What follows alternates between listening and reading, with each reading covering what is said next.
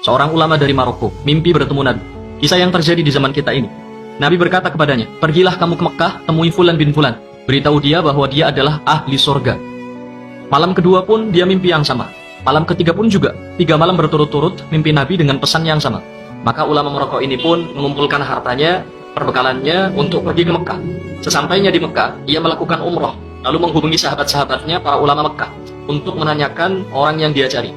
Maka bersama-sama dengan para ulama Mekah, mereka mencari orang yang dimaksud.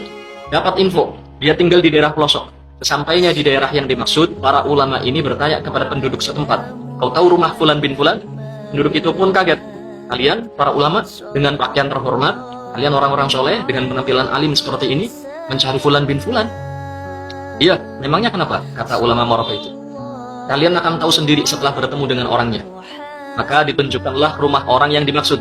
Begitu pintu diketuk, yang keluar adalah seorang laki-laki dengan penampilan preman, dekil, fasik. Ulama Maroko ini kaget. Dia berkata dalam dirinya, aku pikir orang yang akan kutemui adalah orang alim, soleh, ahli ibadah. Ternyata seorang berpenampilan buruk. Orang itu pun kaget juga. Kenapa para ulama mengunjunginya? Ulama Maroko bertanya, apa benar kau Fulan bin Fulan? Ya, benar. Siapa kalian? Mau apa kalian datang ke rumahku?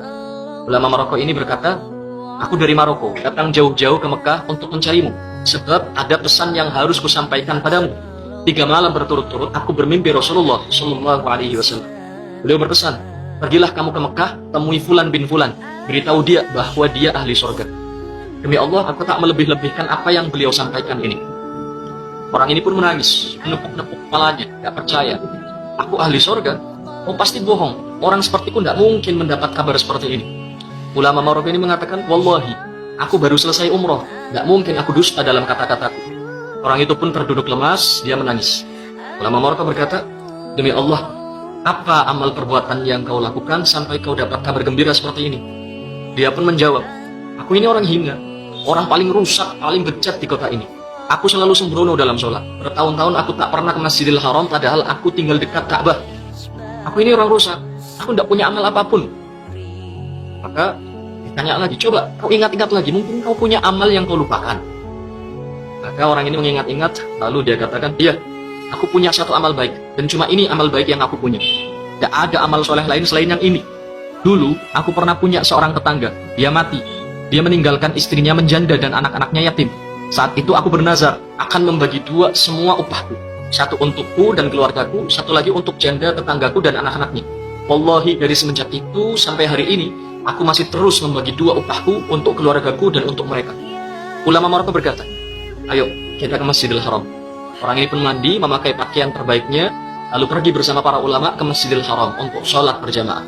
Pertama kali dia masuk Masjidil Haram, dia menangis. Dia terus menangis, tidak henti-henti sampai dikumandangkan iqamat sholat. Bahkan dalam sholat pun dia menangis. Ketika imam baca surat, orang ini terus menangis. Terisak sampai membuat ulama Maroko ini yang sholat di sampingnya ikut menangis. Berdiri rakaat pertama, rakaat kedua, rakaat ketiga, sampai sujud sebelum akhir. Dia tidak mengangkat kepalanya lagi, dan ternyata rohnya telah dicabut. Pesannya adalah, jangan berprasangka buruk dengan siapapun. Siapa tahu dia ahli surga. Satu-satunya makhluk yang boleh kita buruk sangka dengannya hanyalah diri kita sendiri.